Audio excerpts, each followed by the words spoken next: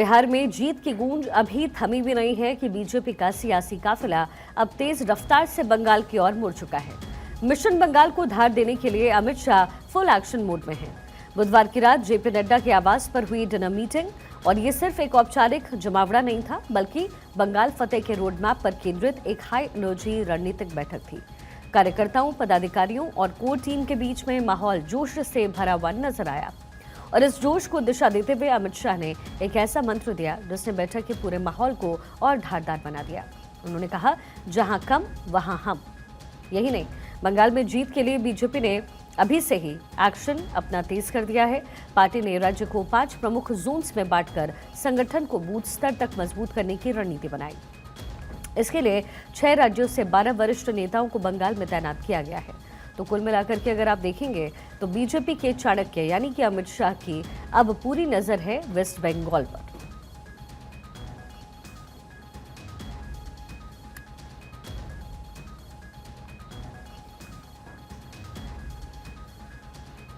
तो बिहार चुनाव के बाद अब बंगाल पर पूरा फोकस एनडीए का होता हुआ नजर आ रहा है। एकजुटता और शक्ति दिखाई जा रही है।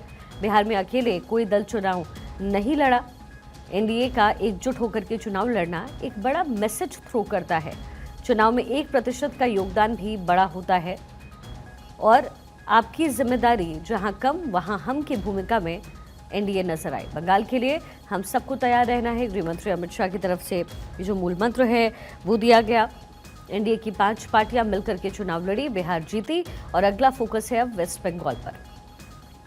पूरे वेस्ट बंगाल और यहां पर बीजेपी ने काम करना शुरू कर दिया है। कोर में जो काम है, जो प्रक्रिया है वो शुरू हो चुकी है। कल जेपी नड्डा के घर पर डिनर का आयोजन हुआ, जहां पर पूरी कोर टीम बैठी, तमाम अधिकारी मौजूद रहे और कैसे बंगाल फतेह किया जाए इसको लेकर के जो रोड मैप है वो बनाया जा रहा है, जो रणनीति है वो सेट की जा रही है।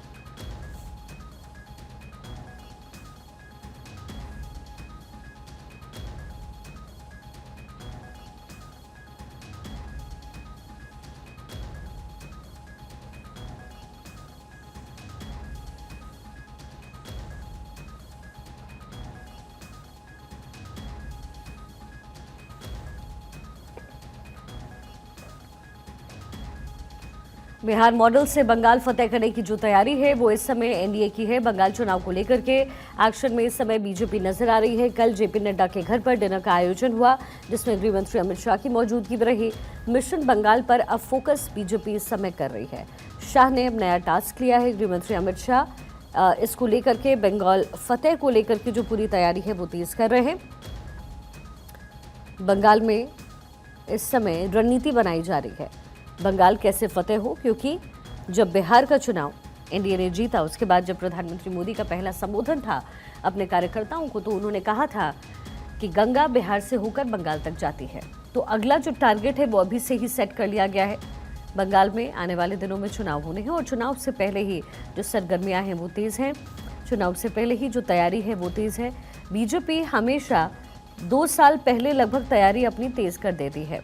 अक्षय राय मेरे सहयोगी इस समय मेरे साथ कनेक्टेड है। अक्षय, जैसा कि हम सबने सोचा भी था कि बिहार के बाद बंगाल की बारी होगी, बिहार में बढ़िया बहुमत मिला है, एनडीए को सरकार बन गई और अब अगला मिशन जो है, अगला जो टारगेट है वो वेस्ट बंगाल का है। जाहिर है कल रात देर रात जो मीटिंग हुई है, जो वहाँ पर डिनर का आयोजन हुआ, उसमें रणनीति, उसमें जो भूमिका है वो वेस्ट बंगाल के लिए बनाई गई है। क्या कुछ अहम मुद्दे थे जिसको लेकर के चर्चाएं हुई कल रात? देखिए, जेपी नड्डा के आवास पर डिनर आयोजित किया गया था और जिसमें कि बिहार में चुनाव से जुड़े नेता तमाम लोगों को बुलाया गया था। उन्होंने शिरकत की और साफ तौर पर है कि अमित शाह उसके केंद्र बिंदु में रहे। अमित शाह ने साफ तौर पर कह दिया कि आप सभी कार्यकर्ता एकदम तैयार रहिए, कभी भी आपको चुनाव में ड्यूटी लगाई जा सकती है। इसका मतलब साफ तौर पर है कि बीजेपी मिशन मोड में रहती है, एक चुनावी मोड में रहती है और हमेशा उसके लिए तैयार रहती है। बिहार चुनाव में जिस तरह से एनडीए को बड़ी जीत मिली है, उस उससे कहीं ना कहीं पार्टी निःशुल्क से उत्साहित है और उसका अगला टारगेट बंगाल है। पहले ही कुछ नेताओं को वहां पर चुनावी प्रक्रिया में लगाया जा चुका है। एसआईआर की एक तरफ प्रक्रिया चल रही है शिखा, तो दूसरी तरफ बीजेपी ने वहां पर अपना मंथन शुरू कर दिया है, अपनी तैयारियों को पुख्ता करना शुरू कर दिया गया है।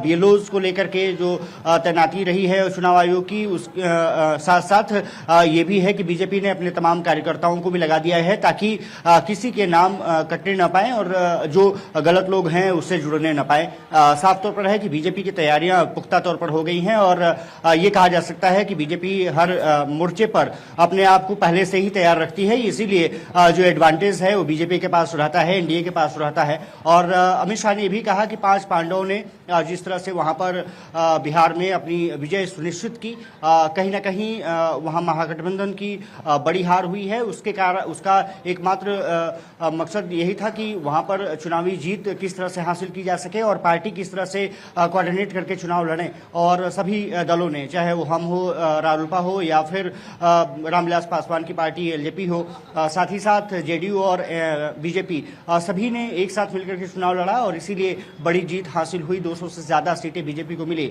अब अगला टारगेट निःशुल्क से बंगाल रहने वाला है। बंगाल में बीजेपी अभी तक अपना सरकार वहां पर नहीं बना पाई है और सबसे बड़ी बात ये रही है कि अब उसके लिए तैयारियां शुरू कर दी गई है। पहले ही जैसे मैंने कहा कि जिक्र किया कि कुछ नेताओं को वहां पर चुनावी प्रक्रिया में लगाया जा चुका है। अब ये माना जा रहा है कि जल्द ही बड़े नेताओं को भी पार्टी झोंकने जा रही है। बड़े नेताओं के भी प्रोग्राम धीरे धीरे बनने शुरू हो जाएंगे और अमित शाह के जो संदेश का एकमात्र उद्देश्य यही है कि पार्टी हर हालत में बिहार के बाद बंगाल फतह करना चाहती है और इसीलिए क्योंकि गंगा का किनारा बिहार को जिस तरह से जिता के ले गया, अब गंगा सागर में जाकर के गंगा मिलती है। बीजेपी को उम्मीद है कि एक बार फिर से वहां पर जो आजमाइश की जाए तो 3 से जो 73 सीटों पर पहुंची बीजेपी, वहां पर अब हर हालत में कोशिश पार्टी की यही है कि चुनावी जीत हासिल करके टीएमसी की पार्टी को वहां से सत्ता से हटाया जा सके और ममता बनर्जी के किले में सेंध लगाई जा सके। हालांकि ये इतना आसान दिखता नहीं है, पार्टी के लिए बहुत वहां पर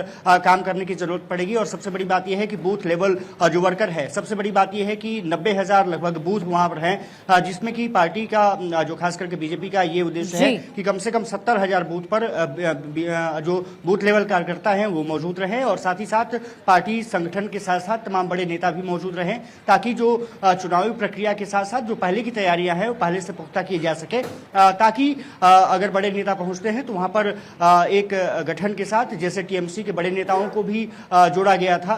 ये माना जा रहा है कि शुभेंदु अधिकारी हों, उनके अगर नेतृत्व में नहीं किया जाए तो प्रधानमंत्री के नेतृत्व के चेहरे पर ही चुनाव वहां पर लड़ा जाएगा, लेकिन शुभेंदु अधिकारी को बड़ा चेहरा बनाया जा सकता है। दूसरी बात यह है कि टीम बनाई गई है अक्षय, उसमें किनको शामिल किया गया है और 5 जोन में बंगाल को बांटा गया है, तो कौन वो लोग हैं जो बंगाल में जाकर के रणनीति को सेट कर रहे हैं?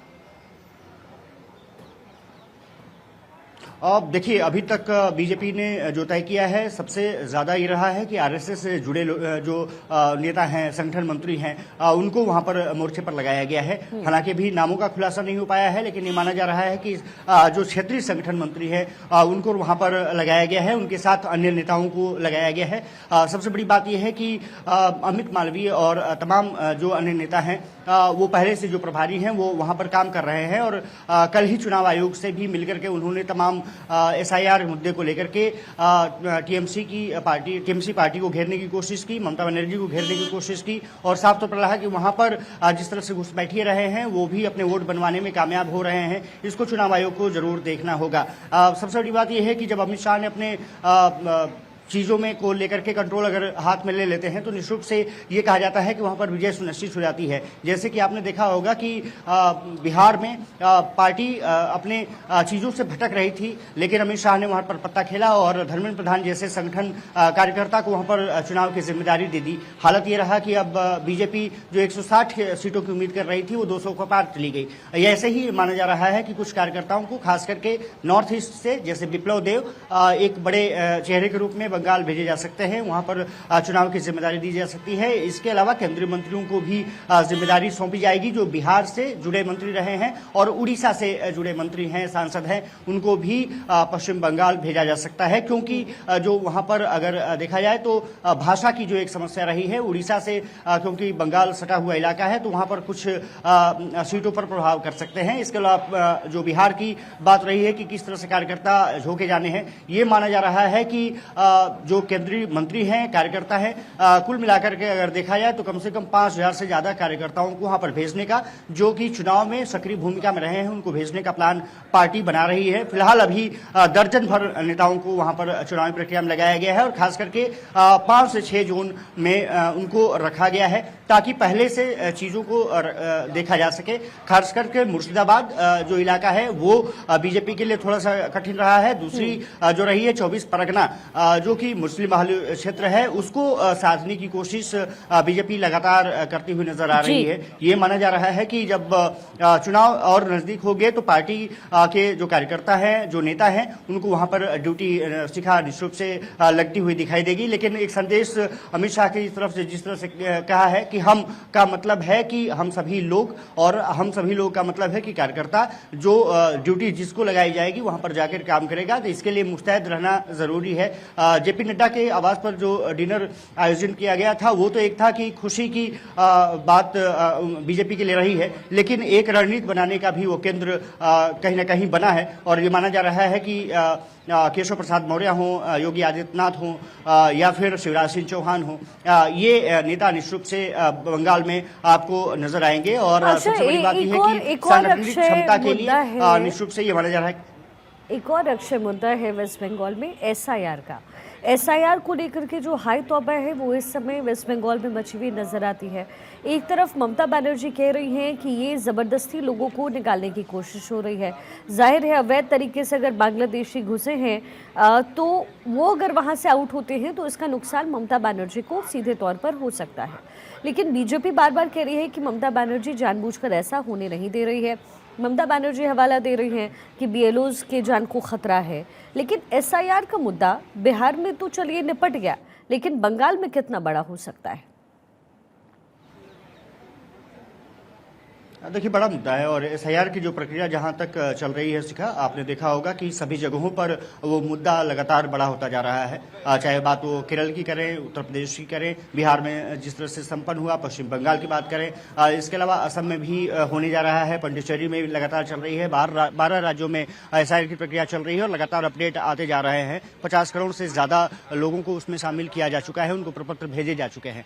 सबसे बड़ी बात है कि पश्चिम बंगाल में ये मुद्दा और हावी है, इसलिए क्योंकि एक तो बीजेपी चाहती है कि स्पेशल इंटेंसिव रिवीजन को सही तरीके से कराया जाए। ममता बनर्जी इसीलिए बार बार ये करती हैं कि मुस्लिम जो वोट बैंक है कहीं ना कहीं वो छिटक न जाए। दूसरी बात यह है कि उनका आरोप यही है कि सही लोगों को भी नाम काटे जा रहे हैं, जबकि बीजेपी का साफ तौर पर कहना है कि मुस्लिम समुदाय पर या किसी तरह का खतरा नहीं है, उनके वोट बैंक सुरक्षित रहेंगे। लेकिन सबसे बड़ी बात यह है कि जो घुसपैठिए हैं, जो खास करके बंगाल के जो निवासी हैं, वो कहीं ना कहीं वोट डालते हुए नजर आएंगे। और खास बात यह है कि बीजेपी ने डेमोग्राफी की बात की है कि लगातार जो पश्चिम बंगाल में है वो मुस्लिम पॉपुलेशन बढ़ा है। और बीजेपी का यह भी आरोप है कि लगभग 4 से 5% तक वो बढ़ा है, वो घुसपैठिए हैं। वो पश्चिम बंगाल में जो बांग्लादेश के रास्ते से घुसे हैं और वो चुनावी प्रक्रिया को लगातार प्रभावित करते रहे हैं। 24 परगना और मुर्शिदाबाद के जैसे मैंने जिक्र किया, ये इलाके बीजेपी ने चिन्हित किए हैं और चुनाव आयोग की भी नजर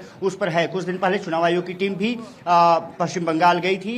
ये माना जा रहा है कि जो 4 सदस्यीय टीम थी वहां पर तमाम इंटेंसिव जो प्रक्रिया चल रही है उसकी वहां के चुनाव अधिकारियों से चर्चा उन्होंने किया था और कहा था कि बीएलओ को हर जगह सुनिश्चित किया जाए ताकि हर घर तक पहुंच सके और जो सही वोटर्स हैं उनको वोटर लिस्ट में शामिल किया जाए, जो बाहरी हैं उनका पता लगा करके उसको बाहर किया जाए। अब सबसे बड़ी बात यह है कि चुनाव आयोग कहीं ना कहीं बीजेपी और टीएमसी के बीच में नजर आता है। चुनाव आयोग का का साफ तौर पर कहना है कि वो किसी पार्टी से उसका लेन देन नहीं है। उसकी मंशा सिर्फ यही है कि किसी तरह से चुनावी प्रक्रिया को गलत वोटरों के द्वारा प्रभावित न होने दिया जाए, और इसीलिए स्पेशल इंटेंसिव रिवीजन किया जा रहा है, क्योंकि बहुत लोग शिफ्ट भी हो चुके हैं, बहुत लोग का वहां पर जन्म भी हुआ है। इसलिए 2002 की वोटर लिस्ट और 3 की वोटर लिस्ट की बात की जाती है तो फिर पश्चिम बंगाल प्रमुख केंद्र में आता है। अब देखना दिलचस्प यही होगा कि बीजेपी की रणनीति किस तरह से इस पर काम करती है, और टीएमसी का जो वोट बैंक है क्या वो पूरी तरह से सुरक्षित रह पाता है, जो जिसका कि दावा